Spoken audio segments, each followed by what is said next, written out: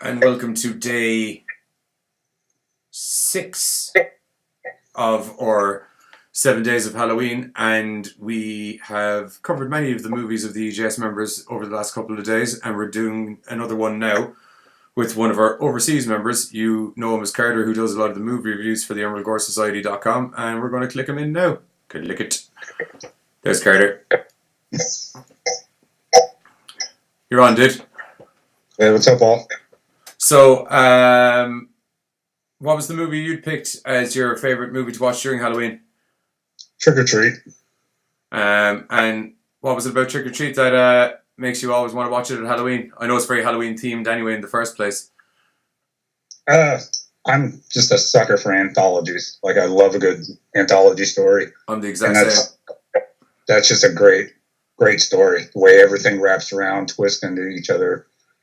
It's just one of my favorites. Cool. I'll tell you what we'll do. We'll hold what you said there for a second, and we'll jump into the trailer, and we'll come back because I have some things to say about what you said.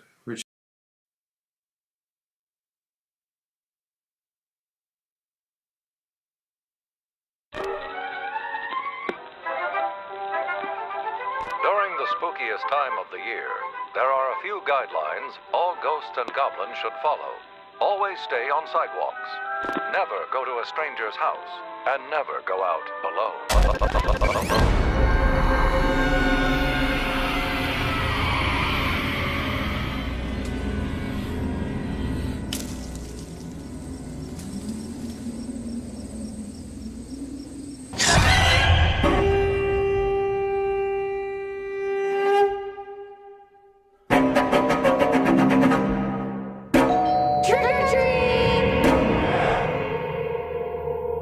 This is the one night that all sorts of things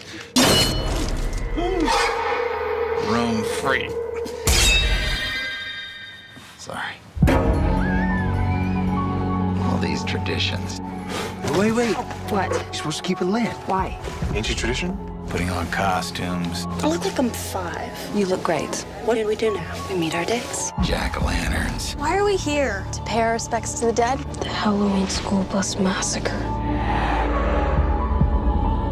They started to protect us, but What in God's name are you doing down there? Hiding bodies? nowadays, no one really cares.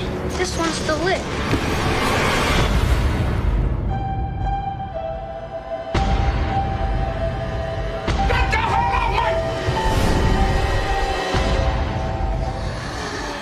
What is that? It's them. Oh my God.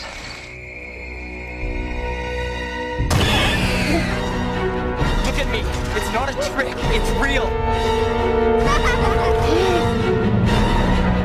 Tonight is about respecting the customs, not breaking them.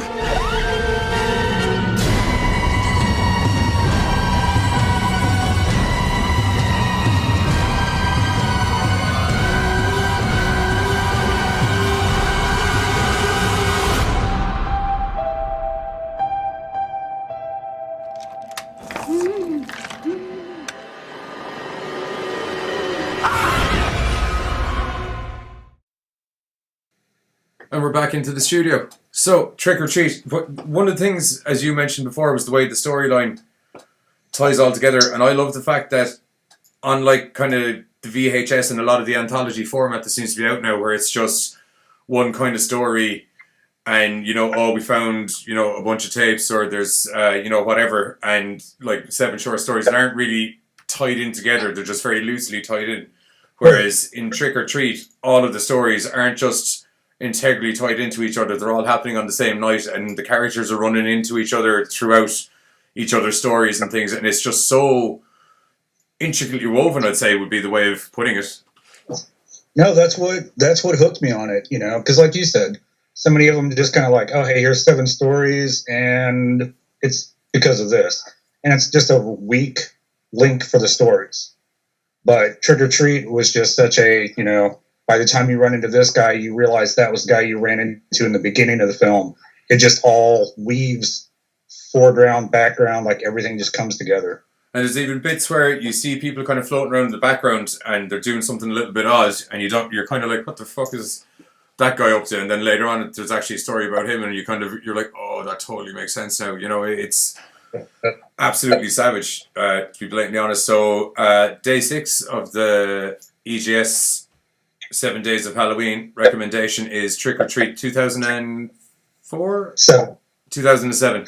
Okay, so make sure to watch that. Highly recommended by me and Carter and everybody else at the EGS. So see you tomorrow for day 7.